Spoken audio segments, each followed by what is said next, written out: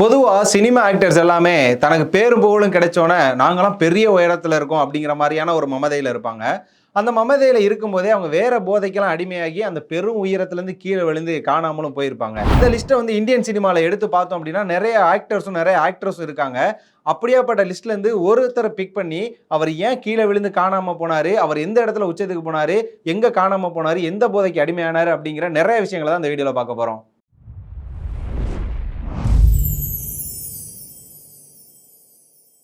தமிழ் சினிமால 1979ல ஹீரோவா இன்ட்ரோ ஆகி, கிட்டத்தட்ட ஒரு 5 வருஷம் மட்டும் தான் ஹீரோவா இருந்திருக்காரு. ஆக்டரா இருந்திருக்காரு. அப்படிப்பட்ட ஒரு நடிகர் 5 வருஷத்துல 50 படங்களும் நடிச்சு, இப்ப இருக்கக்கூடிய விஜய் சேதுபதிக்கு டஃப் குடுத்திருக்காரு. அப்பேற்பட்ட ஒரு நடிகர் தான் சுதாகர். இவர் யாரு அப்படின்னு சொல்லி நீங்க கேட்கலாம்.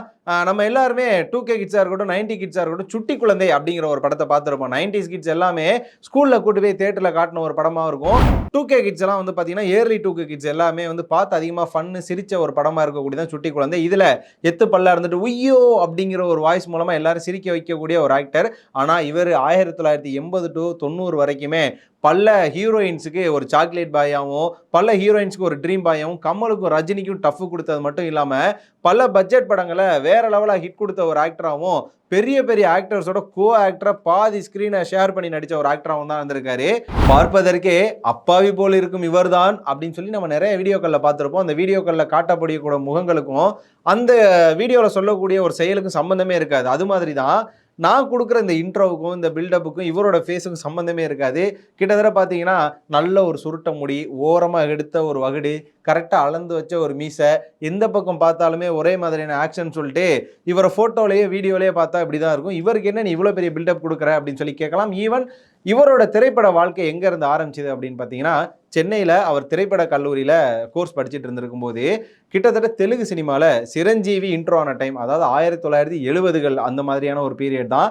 சொல்லப்போனால் இவர் சிரஞ்சீவியோட செட்டு தான். அப்போ தான் அவர் தமிழ் சினிமாவில் இன்ட்ரோ ஆகிறாரு. அந்த டைமில் பார்த்தீங்க அப்படின்னா 1978ல் எடுக்கப்பட்ட ஒரு படம் தான் 16 வயதினிலே. அதாவது வந்து வேற லெவலான ஒரு ஹிட்டு கொடுத்த படம். பாரதி ராஜா யார் அப்படிங்கிறத தமிழ் சினிமா தாண்டி இந்திய சினிமாவுக்கு மைல் ஸ்டோனா கொடுத்த ஒரு படம் தான் 16 வயதினிலே. அந்த சக்சஸோட கண்டினியூஸாக பார்த்தீங்கன்னா நம்ம பாரதி ராஜா அடுத்த ஒரு படம் எடுக்கிறாரு, கிழக்கே போகும் ரயில் அப்படின்ற ஒரு படம். இந்த படத்தில் தான் முத பாரதி ராஜா சுதாகரை ஹீரோவா இன்ட்ரோ கொடுக்குறாரு.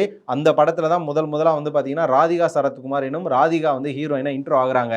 இந்த படம் பார்த்தீங்கன்னா எப்படி 16 வயதிலே ஒரு ஹிமாலய வெற்றி பெற்றதோ அதே மாதிரி இந்த கிழக்கே போகும் ரயிலும் அந்த காலத்திலே black Bastar, mega hit, bumper hit, box office collection சொல்லி எல்லாத்தையும் தட்டி எடுத்துட்டு போயிட்டு இருந்திருக்கு. இது கூடவே பார்த்தீங்கன்னா நம்ம சுதாகர் அவர்கள் இந்த ராதிகாவோட ஜோடியா அடுத்து 11 படங்கள் நடிச்சிருக்காரு. இந்த 11 படங்களுமே வேற லெவல் வெற்றியா தான் இருந்திருக்கு. இப்படியா இந்த 11 படங்களை பத்தி பேசும்போது 1980 அந்த ஒரு வருஷத்துல மட்டும் 7 படங்கள் ஹீரோவா நடிச்சிருக்காரு. இந்த 7 படமும் பாத்தீங்க அப்படின்னா வேற லெவலான ஒரு ஹிட்டா, இன்று போய் நாளை வா அப்படிங்கிற மாதிரி தியேட்டரங்கள்ல வந்து அதிக அளவுல கூட்டமாகவும் இருந்திருக்கு. எம்ஜிஆர், சிவாஜி, இவங்களுக்கு அப்புறமா ரஜினி, கமல் நம்ம சொல்லுவோம் இல்லையா? ஆனா எம்ஜிஆர், சிவாஜி, ரஜினி, கமல்னு சொல்லிட்டு நடுவில் ஒரு கேப் இருந்திருக்கு. இந்த கேப்பை ஃபில் பண்றதுக்கு எவ்வளவு நடிகர்கள் அந்த காலத்துல கஷ்டப்பட்ட போதில் நம்ம சுதாகர் அவர்கள்லாம் வந்து பார்த்தீங்கன்னா அந்த இடத்த ஃபில் பண்ணிடுறாரு. கிட்டத்தட்ட பார்த்தீங்கன்னா எம்ஜிஆர் அளவுக்கான ஆண்கள் ரசிகர்களையும், சிவாஜி அளவுக்கான ஒரு பெரிய மனுஷன் மெச்சூர்டான ஃபேன்ஸையும், கமலுக்கு ஈக்குவலான ஃபீமேல் ஃபேன்ஸையும், ரஜினிக்கு ஈக்குவலான ஸ்டைலுக்கான ஃபேன்ஸையும் அட்ராக்ட் பண்ணி ஆலினால் அழகுராஜா மாதிரி தலைமை வந்து அந்த காலத்திலே திகழ்ந்திருக்காப்புல. அவருக்கு பார்த்தீங்கன்னா அப்பயே இண்டஸ்ட்ரியில் இருக்கக்கூடிய கோ ஆக்ட்ரஸே அவருக்கு வந்து ஃபேன்ஸாக இருந்திருக்காங்க. லைக் இப்போ எப்படி வந்து அஜித்துக்கு இருக்காங்க இல்லையா? சினிமா துறையிலே இருக்கக்கூடிய நடிகர்களும் நடிகைகளும் யாருக்கு அதிகமாக ஃபேன்ஸாக இருக்காங்க அப்படின்னு பார்த்தீங்கன்னா அஜித் குமார்னு சொல்லுவாங்க. அந்த வரிசையில் இவங்களுக்குலாம் முன்னாடி பிள்ளையார் சொல்லி போட்டது, அதாவது விதை போட்டது நான் தாண்டா அப்படிங்கிற மாதிரி சுதாகர் வாழ்ந்துட்டு போயிருக்காரு. ஸ்க்ரீன் ஷேரிங் அப்படிங்கிற ஒரு விஷயமே இப்போ ரீசெண்டாக பார்த்தீங்கன்னா சினிமா இண்டஸ்ட்ரியில் அதிகமாக பேசப்படக்கூடிய ஒரு விஷயமா தான் இருக்கும். அதற்கு உதாரணம் பார்த்தீங்க அப்படின்னா லியோ படத்தில் ஸ்க்ரீன் ஷேரிங் வந்து விஜய் அதிகமாக பண்ணலை. அதாவது மாஸ்டர் படத்தில் விஜய் சேதுபதி கொடுத்த அளவுக்கான ஒரு ஈக்குவல் ஸ்பேஸ் வந்து லியோ படத்தில் அவர் அர்ஜுனு கொடுக்கல, சஞ்சய் தத்து கொடுக்கல, வேற யாருக்கும் கொடுக்கல அப்படிங்கிற ஒரு விஷயம் இருக்கும். ஆனால் அந்த ஸ்க்ரீன் ஷேரிங்கை ஹீரோக்கு ஈக்குவலாக யார் வாங்குறாங்களோ அவங்களும் அந்த அளவுக்கான டிமாண்டபிள் ஹீரோவாக தான் இருப்பாங்க. இது மாதிரி தான் நம்ம தலைவர் சுதாகரும் இருந்திருக்காரு. கிட்டத்தட்ட பார்த்தீங்க அப்படின்னா பாக்யராஜ் எடுத்த படம் தான் பார்த்தீங்கன்னா சுவரில்லா சித்திரம். இந்த படத்தில் வந்து அவர் ஒரு கோ ஹீரோ இல்லாமல் ஈக்குவல் டு த பாக்யராஜ் அப்படி நடிச்சிருக்காரு. அதுக்கப்புறமா பாரதி ராஜா இயக்கி நடித்த ஒரு படம் தான் பார்த்தீங்கன்னா கல்லுக்குள் ஈரம் அப்படிங்கிற ஒரு படம். இதில் வந்து ஹீரோ மாதிரியே பாரதி ராஜா நடிச்சிருப்பாரு. அந்த படத்துல பாரதி ராஜாக்கு ஈக்குவலா டஃப் கொடுத்து நடிச்சிருப்பார் சுதாகர். அதுக்கப்புறமா பாத்தீங்க அப்படின்னா மனிதரில் இத்தனை நிறங்களா அப்படின்னு சொல்லிட்டு ஒரு படம் இருக்கும். இந்த படத்துல வந்து கமல்ஹாசன் அவர்கள் தான் ஹீரோவா நடிச்சிருந்தாங்க. இந்த படத்தை கமலுக்கு ஈக்குவலா வந்து நம்ம சுதாகர் நடிச்சிருப்பாரு. அதுக்கப்புறம் பாத்தீங்கன்னா நம்ம சூப்பர் ஸ்டார் ரஜினிகாந்த் அவர்கள் நடிச்ச அதிசய பிறவி அப்படிங்கிற ஒரு படம். இந்த படத்துலயும் பாத்தீங்கன்னா சுதாகர் ரஜினிகாந்த் அவர்களோட நடிச்சது. இப்படியா தன்னை இன்ட்ரோ கொடுத்த ஒரு குருவோட ஈக்குவல் ஹீரோவா, அதுக்கப்புறம் பாத்தீங்கன்னா அந்த நேரத்துல டைரக்டர் திகழ்ந்த பாக்யராஜ் படத்துல ஈக்குவலா, அதுக்கப்புறம் அந்த காலத்திலே வந்து ஒரு நடிகரா வந்து வேற லெவல்ல சிவாஜிக்கு அப்புறமா எக்ஸ்போசர் ஆன கமலுக்கு ஒரு ஈக்குவலா, அதுக்கப்புறமா ஸ்டைல்ல அதிகப்படியான பேர் வாங்கின ரஜினிக்கு ஈக்குவலான்னு சொல்லி எல்லாரு கூட டஃப் கொடுத்த நடிச்ச ஒரு நடிகர் தான் பாத்தீங்க அப்படின்னா சுதாகர். இப்ப இருக்கக்கூடிய ஜெனரேஷன் ஃபேன்ஸுக்கெல்லாம் வந்து ஒரு நல்ல கிளாரிபிகேஷன் இருக்கு. அது என்ன அப்படின்னா, ஒரு படத்துல பாட்டோ பிஜிஎம்மோ ஒரு நல்ல பேக்ரவுண்ட் மியூசிக்கோ வந்து நல்ல ஹிட் ஆனிச்சுன்னா அது காரணம் மியூசிக் டைரக்டர் தான். ஸோ அவர் எப்படி ஒர்க் பண்ணியிருக்காரு பாடுற, இந்த நேரத்தில் அனிருத் இறக்கி விட்டுருப்பான் பாடுற ஒரு மியூசிக்னு சொல்லி எல்லாருமே பேசுவோம். ஆனால் கொஞ்சம் வருஷத்துக்கு முன்னாடி போனோம் அப்படின்னா ஒரு படத்துல பாட்டு ஹிட் ஆயிடுச்சுனால அது இந்த ஹீரோனால தான், அந்த ஹீரோ நடிச்சாலும் இந்த படத்துல எல்லா பாட்டுமே நல்லா இருக்கும்னு சொல்லுவாங்க. அதுக்கு ஒரு நல்ல எக்ஸாம்பிள் யார் அப்படின்னு பார்த்தீங்கன்னா நம்ம மைக் மோகன் அவர்கள் தான். அதற்கப்புறமா பார்த்தீங்கன்னா நம்ம ஆக்டர் விஜய், அவர் துல்லாத மனமும் துள்ளும், அதுக்கப்புறமா யூத், ஷாஜகான் சொல்லி விண்டேஜ் விஜயோட படங்கள் எல்லாமே எடுத்துட்டீங்கன்னா பாட்டு சூப்பராக எவர் கிரீனாக இருக்கும். இதுக்கெல்லாம் முன்னாடி விதை போட்டது நான் தான் அப்படின்னு சொல்லி ஒரு உதாரணமா ரோல் மாடலாக இருந்தவர் தான் நம்ம சுதாகர். அப்படியே அவர் நடித்த பல படங்கள்லேருந்து பல பாட்டு வந்து இப்பயும் 2K கிட்ஸ் கூட பிடிக்கக்கூடிய ஒரு பாட்டாக இருக்குது. அதில் பார்த்தீங்க அப்படின்னா ஆயிரம் மலர்களே மலருங்கள் அப்படின்னு ஒரு பாட்டு வரும். அதுக்கப்புறமா காதல் வைபோகமே அப்படிங்கிற ஒரு பாட்டு. இது கூட பார்த்தீங்கன்னா புது கண்மணி இதை இசையும் அது தெரிக்கும் அப்படின்னு சொல்லி ஒரு பாட்டு இருக்கும். இதுக்கு பொண்ணு நங்கன்னு தான் நினையும் அப்படிங்கிற ஒரு பாட்டெலாம் இருக்கு தெரியுமா. இதுக்கு மேலாம் பண்ணால் நீங்கள் ரொம்ப காண்டாவீங்க எங்கள் கேமராமேன் மாதிரி. இது மாதிரி அவர் நடித்த படங்களில் வரக்கூடிய பாட்டு எல்லாமே அல்டிமேட் ஹிட்டாக எவர் கிரீனாக இருந்திருக்கு. இதுவும் சுதாகருக்கான வெற்றிக்கு அடுத்த ஒரு இலக்காக இருந்திருக்கு. எப்படி எம்ஜிஆர் சிவாஜி, இந்த பக்கம் பார்த்தீங்கன்னா ரஜினி கமல் அப்படின்னு சொல்லும்போது இந்த இடத்துல நம்ம சுதாகருக்கு போட்டியா ஒரு ஆள் வரணும்ல. அப்போ ஒருத்தர் வந்து இன்ட்ரோ கொடுத்துருக்காரு. அவர் தான் உதிரி பூக்கள் அப்படிங்கிற படம் மூலமா இன்ட்ரோ ஆன விஜயன். ஸோ ஒரு பக்கம் பார்த்தீங்கன்னா சுதாகர் பட்டைய கலப்ப, இன்னொரு பக்கம் பார்த்தீங்கன்னா விஜயன் பட்டைய கலப்ப ஆரம்பிச்சிருக்காரு. ஒருத்தர் கிளாஸ் ஒருத்தர் மாசுங்கிற மாதிரியும் சேதர ஆரம்பிச்சிருக்காங்க.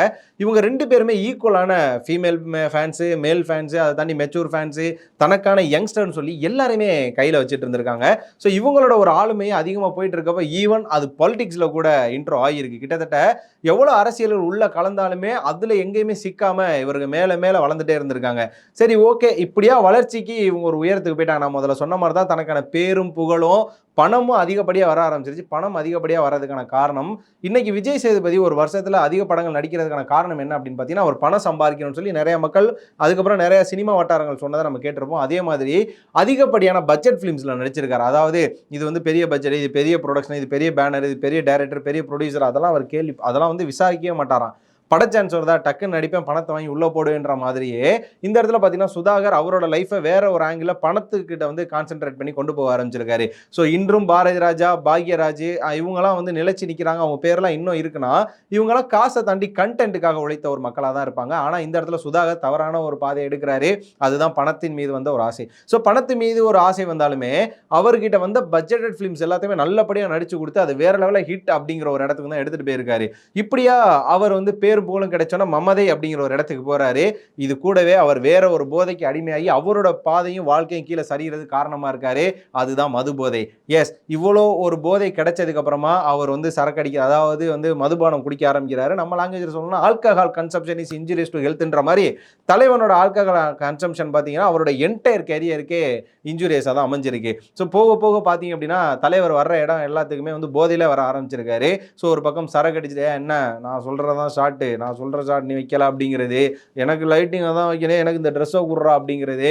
ஸோ அப்பயே போயிட்டு சரக்கில் போதையில் அந்த இடத்துல ரகடி பண்ணுறது, அதாவது ரகலை பண்ணுறது, ராவடி பண்ணுறது, பிரச்சனை பண்ணுறது. நான் யார் தெரியுமில்ல, எத்தனை படம் 8 ரஜினி எனக்கு அப்புறம் தான் அது மாதிரி பேசுகிறேன்னு சொல்லி எல்லா விஷயத்தையுமே உள்ள போதையில் பண்ண ஆரம்பிச்சிருக்காரு.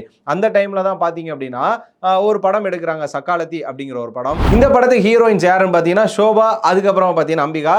கிட்டத்தட்ட ரஜினி கமல் எப்படியோ அது மாதிரி தான் அந்த காலத்தில் ஷோபாவும் அம்பிகாவும் அவங்க கூட நடித்த சக்காலத்தி படத்திலே போய் தலைவன் அந்த வேலையை காட்டிருக்காப்புல. போதில் அண்ணா அம்பிகா நான் சொன்ன கால் சீட்டில் வந்து அப்படிங்கிறது.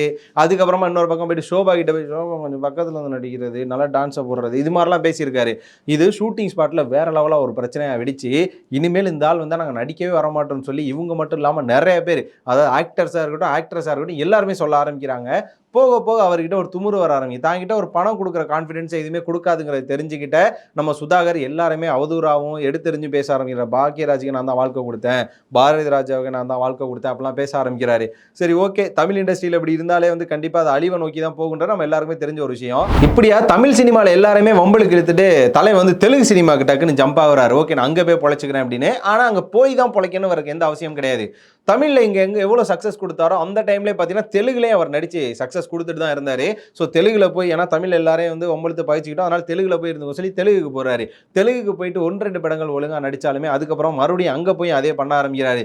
தெலுங்கில் மாట్లాடுவா, நான் சொல்கிறது கேட்க மாட்டியா, எனக்கு இப்படி தான் பண்ணும், எனக்கு இந்த சீக்வன்ஸ் வேணும், நான் அடித்தா 50 அடியில் போய் விழுன்னு சொல்லி தெலுங்கு இண்டஸ்ட்ரிக்குள்ளே போய் தன்னோட போதையால் நிறைய பேரை பகைச்சிக்க ஆரம்பிக்கிறாரு.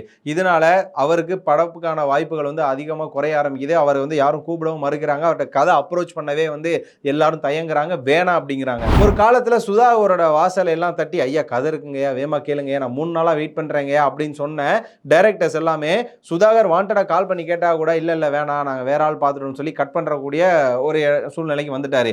இதுக்கப்புறமா தான் அவர் கையில எடுக்கிற ஒரு கேரக்டர் என்ன அப்படின்னு பாத்தீங்கன்னா காமெடி ரோல். ஸோ இந்த காமெடி ரோல் அவர் எந்த அளவுக்கு கை கொடுத்துச்சுன்னு பாத்தீங்கன்னா, அவருக்கு மிமிக்ரி திறமை அதிகமா இருக்கு.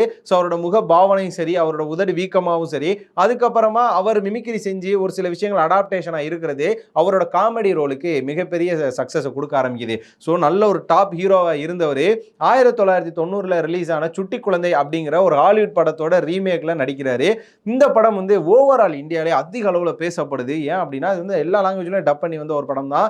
அவரோட காமெடி எல்லாமே அல்டிமேட்டாக இருக்கும் இல்லையா.